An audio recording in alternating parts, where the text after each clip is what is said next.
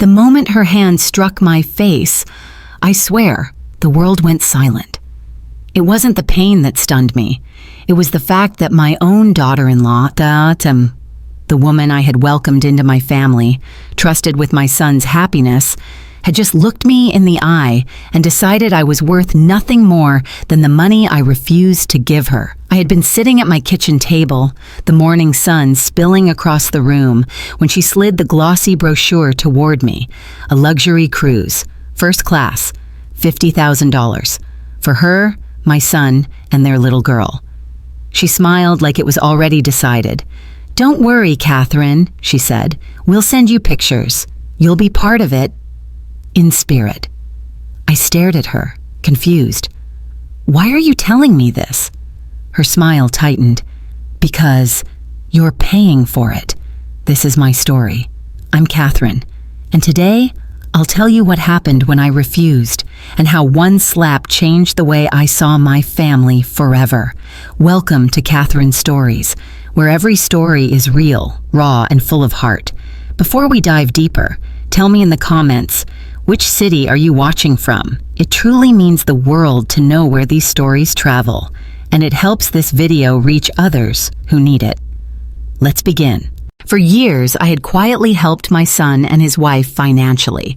A little here for rent when they were just starting out, a little there for vacations when money was tight, school fees for my granddaughter, even a down payment for their home. I didn't mind. I had been a single mother, and I knew how hard life could be. Every time I gave, it felt like I was still doing my job as a mom, making sure my son had the life I never could. I never kept count. I never reminded him of the amounts.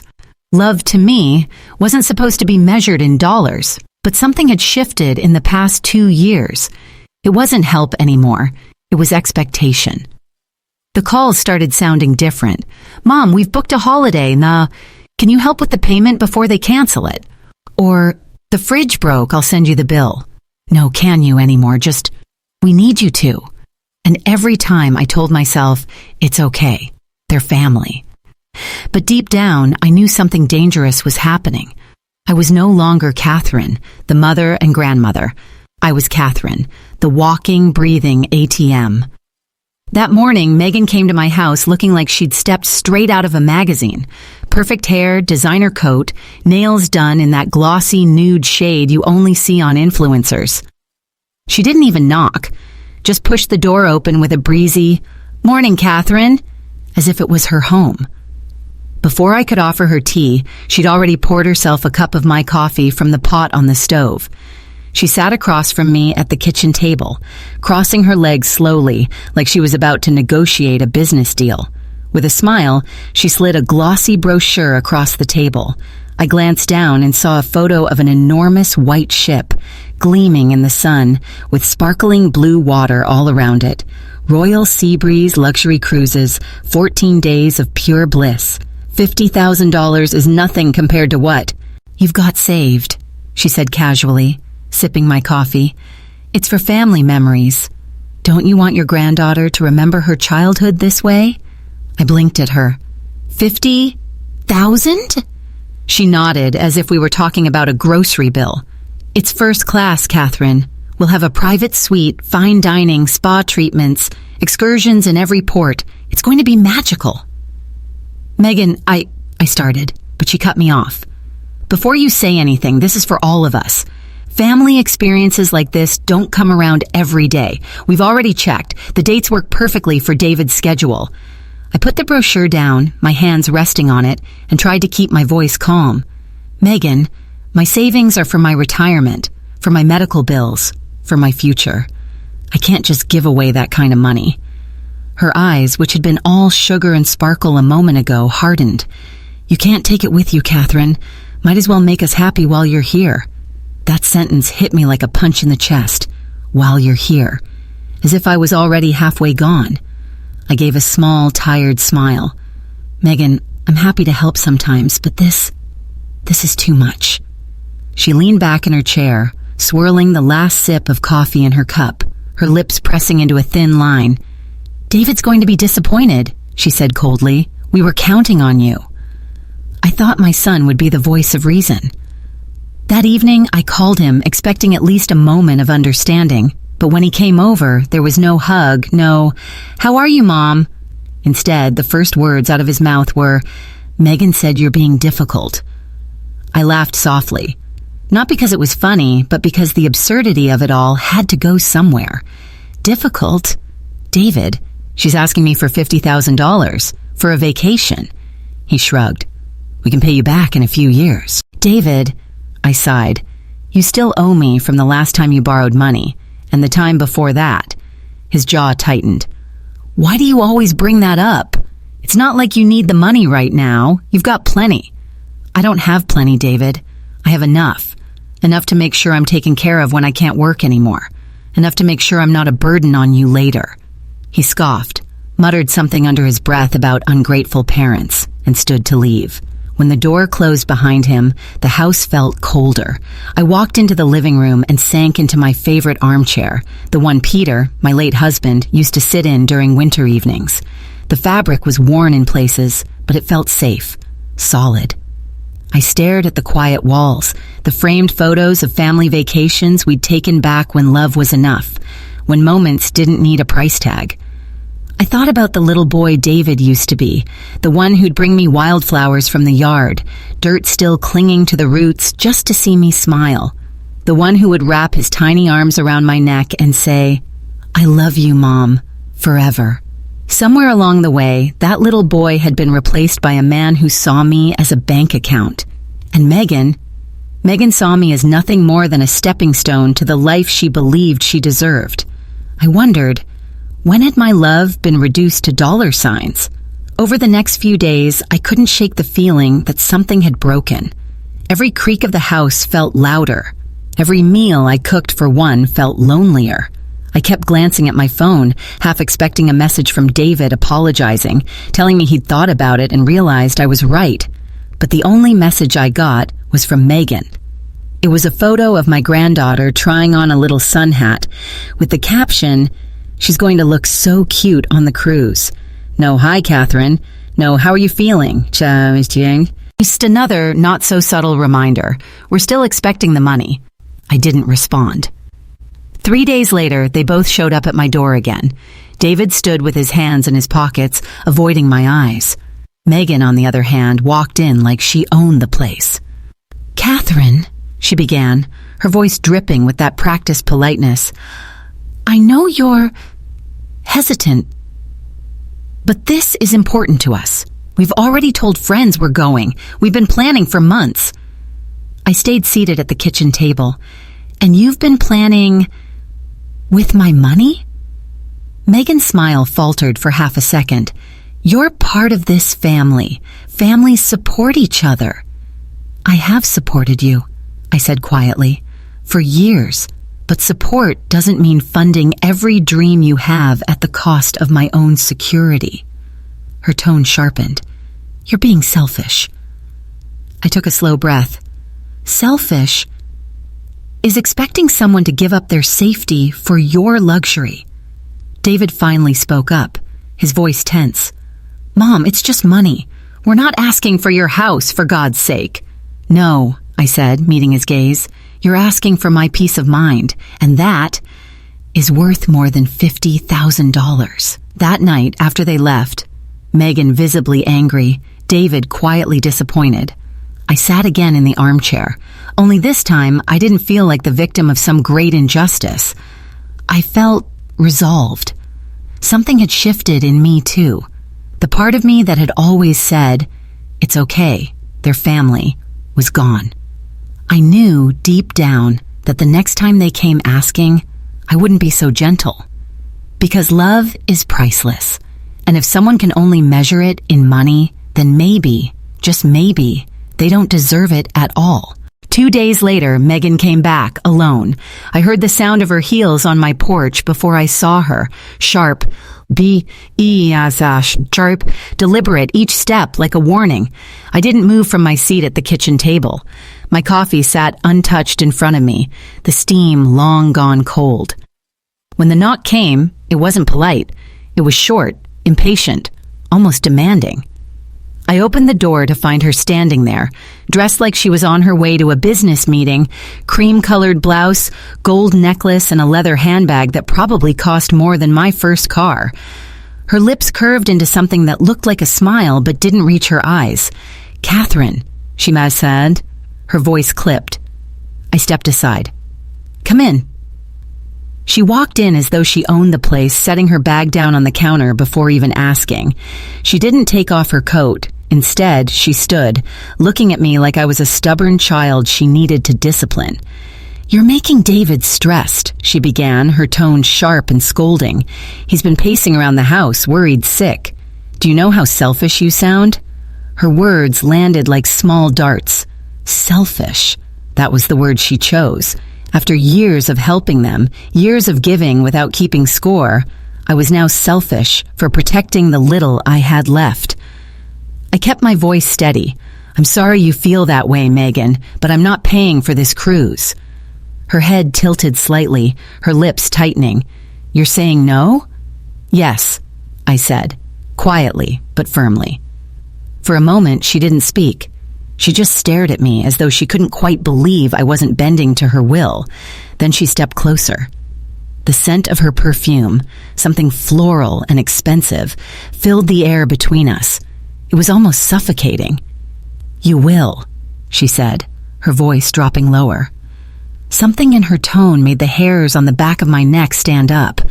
This wasn't a request anymore. It was a demand, a threat wrapped in silk. I repeated my refusal, even slower this time. "No, I will not." And then, in one swift movement, she did it. Her hand came down hard across my cheek. The crack of skin on skin echoed in the quiet kitchen. Time slowed.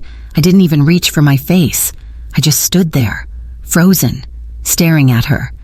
Not because of the pain, though it stung, but because this was family. Someone I had once welcomed into my home with open arms, someone I had embraced like a daughter. My mind flashed through memories. The first dinner we ever had together when she was dating David, the Christmas mornings she'd sat on this very couch unwrapping presents, the times I'd trusted her with my granddaughter. And now, she stood here, her chest heaving, her eyes burning with a rage I'd never seen before. Her voice shook with fury. "Then find someone else to be your family," she spat, her words slicing through the air. She grabbed her handbag from the counter with a violent jerk and stormed toward the door. I didn't follow her. I didn't say another word. The sound of the door slamming shut echoed through the house, rattling something deep inside me. I sank into my chair, my heart pounding so hard I could hear it in my ears. My hands felt cold, my face hot. Not from the slap itself, but from what it meant. The ache in my cheek would fade. The truth I had just realized would not. They didn't love me. Not really. Not anymore. They loved what I could give them. I sat there for what must have been half an hour, the silence pressing down on me like a weight. I stared at the same spot on the table, tracing the faint scratches in the wood from years of family dinners, little marks left by clumsy forks, dropped toys, and life being lived. Back when this house had been full of laughter, back when David would rush in after school, dropping his backpack on the floor and talking a mile a minute about his day. Now the only sound was the faint ticking of the clock on the wall. I finally stood and went to the mirror in the hallway. The faint red imprint of her hand was still visible across my cheek. It wasn't the physical mark that made my stomach twist. It was the invisible one, the knowledge that my place in their lives had been reduced to nothing more than my usefulness. I remembered Peter, my late husband, once telling me, "Katherine, don't ever let people make you feel small in your own home." But that's exactly how I felt right now. Small, unseen, disposable. The rest of that day passed in a blur. I made tea but forgot to drink it. I picked up a book but couldn't read more than a paragraph. My mind kept replaying the moment over and over.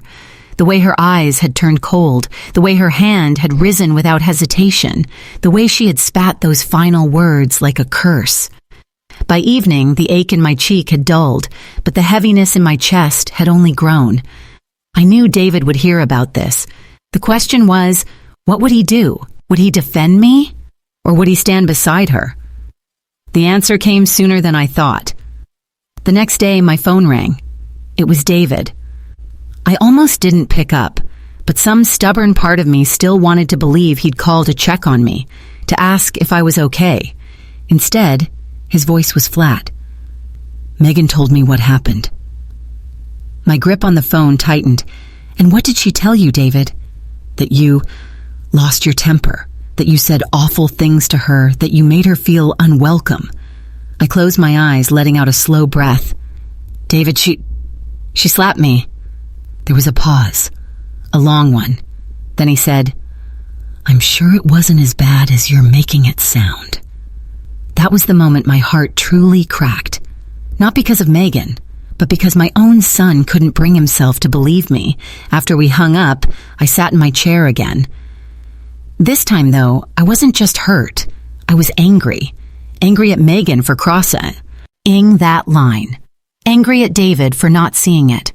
Angry at myself for letting it get this far. For years of saying yes when I wanted to say no. For giving more than I could afford emotionally, financially, and physically. That slap wasn't just an attack. It was a symptom of years of imbalance. I didn't cry that night. I didn't pace the floor. I didn't even try to call David back. Instead, I sat there, staring at the walls that had heard every argument, every laughter, every whispered prayer, and I made a decision. The days of being Katherine the provider were over. If they wanted to see me, it would be because they cared, not because they needed something, because the truth was as sharp as the sting on my cheek. Sometimes, losing people who treat you badly is the same thing as winning your life back. The next morning, I woke up with the faint ache still lingering in my cheek. It wasn't much anymore, barely noticeable when I touched it, but it felt like a physical bookmark of everything that had changed. The woman who had stood in my kitchen and taken that slap without a word, she was gone. And the woman who sat at the edge of her bed that morning was not going to let it happen again. I made myself a cup of tea. No sugar, just strong and hot, and sat at the kitchen table with a notepad. One by one, I wrote down every financial tie I still had to David and Megan. The small loans, the times I had co-signed, the accounts where my name was on their safety net. It was longer than I wanted to admit. Every line on that paper wasn't just a transaction. It was a memory of a time I had believed helping them would bring us closer. Instead, it had made them see me as permanent backup, not as a mother with her own needs and limits. By 10 a.m., I was sitting in the bank lobby, my hands folded neatly in my lap. The young woman behind the counter, early 20s, polite but brisk, asked, "How can I help you today, Mrs. Thompson?" "I need to make some changes," I told her. My voice was calm, but inside I could feel a steady strength I hadn't felt in years. I spent the next hour transferring my accounts into a trust that only I could control. Every account that had once been shared, even indirectly, was moved. Every open line they could tap into, closed. I could almost feel the weight lifting as each form was signed. From the bank, I went straight to my lawyer's office. Mr. Carter had known me since Peter was alive. He'd handled our will, the house deed, all the little things you don't think about until you have to. When I explained what I wanted, he didn't ask for details. He simply nodded, pulled out the paperwork, and began making notes. "I'm updating my what?" "Oh," I said, "I want my estate to go to my granddaughter's education fund directly, no access for anyone else." He raised an eyebrow but didn't question it. We went over every clause, every possibility. By the time I walked out, I felt a strange mix of sadness and relief. Sadness because I never thought I'd have to protect myself from my own family this way. Relief because I finally was. My last stop that day was the locksmith. A man named Gary came out that afternoon and replaced every lock in the house, front, back, and even the garage. I watched as the old brass keys, the ones David had carried since college, dropped into a small plastic bag that Gary handed to me. "What should I do with these?" he asked. I looked at the keys in my palm, remembering all the times David had let himself in, sometimes with Megan, sometimes just him, walking in with a smile and a, "Hi, Mom." "Throw them away," I said quietly. It wasn't revenge. It wasn't about punishing them. It was protection. For years, I had been the bank instead of the mother, and the more I gave, the less they seemed to see me as a person. That stopped now. The house felt different after that day. Quieter, yes, but also lighter. For the first time in years, I didn't feel like I had to brace myself every time the phone rang, wondering if it would be another request, another emergency that only my wallet could solve. I could read in peace, garden without interruption, make dinner without the nagging guilt that maybe I wasn't doing enough for them. I had drawn a line, and for the first time, I wasn't afraid to stand behind it. For weeks, I heard nothing from David or Megan. No texts, no calls, no visits. Part of me ached for my granddaughter, for her laugh, her hugs, the way she used to curl up next to me on the couch with a blanket. But I reminded myself, children feel the truth of things, even if they don't have the words yet. One day, she would know who I was. Then one evening, just as the sun was dipping low and painting the sky in warm streaks of orange and pink, I heard a knock on the door. When I opened it, David was standing there. No Megan. His shoulders were slouched, his hands shoved deep into his pockets. He looked smaller somehow. "Mom," he said softly. I stepped aside, but he didn't come in. He stayed on the porch, rocking slightly on his heels. "She told me what happened," he said. His voice was low, almost hesitant. "I'm sorry." I studied him. The way his eyes avoided mine, the way his body leaned slightly away from the doorway. He wasn't here out of genuine remorse. He was here because Megan had told him to fix it, smooth it over. There was no warmth in his posture, no urgency to repair what had been broken. "I hope you both enjoy your cruise," I said simply. His jaw tightened, just slightly, but he didn't argue. He just gave a short nod, turned, and walked back down the steps. I stood in the doorway until I heard his car start and drive away. When the house was silent again, I closed the door and locked it. And that was when it truly sank in. Sometimes the only way to keep your heart safe is to close the door. It wasn't just a physical act. It was symbolic. That door wasn't just keeping them out of my house. It was keeping out the version of myself that I'd been for years. The one who believed love was proven by how much you gave. The one who let people's needs override her own. That woman was gone. The days that followed weren't filled with triumphant victory. They were quiet, still. But in that stillness, I found something I hadn't felt in a long time: peace. I tended to my roses, taking my time with the pruning shears, humming softly under my breath. I started baking again, filling the kitchen with the smell of cinnamon and fresh bread. There were no more sudden knocks on the door, no phone calls that began with, "I hate to ask, but..." And every night when I turned the new lock on my front door, I felt that quiet reassurance. I am safe. I am in control. I am not for sale. Months passed. Seasons shifted quietly outside my window, as if the world didn't know or didn't care that something inside me had broken. Spring came with tulips pushing their heads through the soil in my garden. Summer followed with warm air drifting through the curtains. Autumn painted the leaves in shades of gold and rust. And through it all, I learned to live differently. I poured myself into my garden, trimming roses and coaxing stubborn lavender to bloom. I joined my book club again, the one I had neglected because Megan always wanted me available at a moment's notice for babysitting or errands. We laughed over tea, debated characters and novels, and sometimes sat in comfortable silence. They were small joys, but they were mine. I missed my granddaughter deeply, the sound of her tiny feet running down the hall, the way she used to throw her arms around my neck without hesitation. But I refused to beg for scraps of affection from people who only valued me for my wallet. I promised myself, If love was going to exist in my life, it would be given freely, not bought. Then, one crisp morning in early winter, I found something in my mailbox that made me stop in my tracks. A postcard. The picture on the front was of a small, sleepy coastal town, weathered fishing boats bobbing on a gray sea. It was nothing like the glossy brochures Megan had waved in my face months ago, full of champagne glasses and private beaches.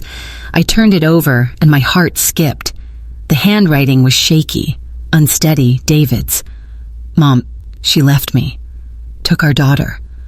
I'm sorry for everything. I don't know where else to go." I sat down right there on my porch steps, the cold biting through my sweater, and read those words again and again. My heart ached in ways I didn't know it still could. For my son, for the years we'd wasted, for the little girl caught in the crossfire of adults' fishness. For a long time, I didn't move. The street was quiet, just the distant sound of a neighbor's dog barking. The postcard felt heavy in my hand, as if it carried the weight of all the unspoken apologies he couldn't quite say aloud. That evening, I heard a knock at the door. When I opened it, there he was, my son, but not the version of him I'd seen in years past, the one with pressed shirts, confident smirks, and an air of entitlement. This man looked smaller somehow, thinner. His hair was unkempt, his eyes ringed with exhaustion. He didn't step inside. He just stood there on the porch, his hands buried deep in his coat pockets like a boy who'd come home after breaking a window. "I was wrong," he whispered, his voice breaking on the words, "about everything." For a moment, I didn't know what to say. There were years of hurt between us, years of me feeling used, dismissed, and disrespected. Part of me wanted to close the door, to protect the peace I had built, but another part, the part that had carried him in my arms as a baby, couldn't. I didn't rush to forgive. I didn't scold. I didn't make him list every wrong or beg for my understanding. Instead, I opened the door wider and gestured toward the kitchen. He sat at the table, his shoulders slumped. I poured him a cup of tea, the steam curling up between us. We sat in silence for a long time, and somehow that silence said more than words could. It said, "I see you're hurting." It said, "I'm not ready to pretend nothing happened, but I won't turn you away." It said, "Love can wait in the room, even if forgiveness takes longer to arrive." As the evening sun dipped lower, the light spilling in through the window painted his face in gold. I noticed the faint tremor in his hands as he lifted the teacup. He stared down into it like it might hold all the answers he had been searching for. Finally, he spoke again. She said the cruise was just the start. She wanted more. More things, more trips, more money. And when I told her we couldn't afford it, she laughed and said she'd find someone who could. His voice cracked. She meant it. I wanted to tell him I warned you, but I didn't. Sometimes the lesson speaks loud enough without anyone repeating it. He rubbed a hand over his face. I thought you were just being stubborn, that you didn't want to help. I didn't see that you were trying to protect me too. I felt a lump rise in my throat. All those years I had been the steady hand in his life, the safe place to land, and he had traded it for approval from someone who never really cared. But now, sitting across from me, he looked like the boy I used to know, the one who scraped his knees climbing trees, who cried when the neighbor's cat went missing, who used to curl up beside me when he had nightmares. "I don't know if I can fix this," he admitted. "You don't have to fix everything today," I said softly, "but you can start." And in that moment, I realized something important. Sometimes the only way to teach someone the value of love is to let them feel what life is without it. For months, I had closed his door to protect myself, and maybe that space, that emptiness, had been exactly what David needed to see the truth. We talked for hours that night, not about the slap, not about the cruise, not even about Megan. We talked about the garden, about books I'd read, about his job. Slowly, cautiously, we began weaving a thread of connection again. Thin, fragile, but real. When he finally stood to leave, he paused at the door. "Can I come by again tomorrow?" he asked. "Yes," I said. He smiled faintly, The first genuine smile I'd seen from him in years. Thanks, Mom. After he left, I stood by the window, watching him walk down the street. The air outside was cold, but inside, I felt something warm. Not the return of everything we'd lost, but the possibility of something new. And as I turned back into my quiet home, I realized something beautiful. I may have lost the illusion of family the day Megan slapped me, but in the silence that followed, I began to find the real thing again. It wasn't the ending I had imagined, but maybe it was the one I needed. Because love that comes back, not because you've paid for it, not because it's convenient, but because it's real, is worth more than any cruise, any gift, any money in the world. And that night, as I washed our 2 teacups and set them on the rack to dry, I felt a small, steady peace. The kind that comes when you know that, whatever happens next, you have learned the most important truth of all. Sometimes closing the door doesn't mean goodbye forever. Sometimes it's just the space needed for the right person to find their way back home. Subscribe this channel. Thanks for watching. See you in the next video.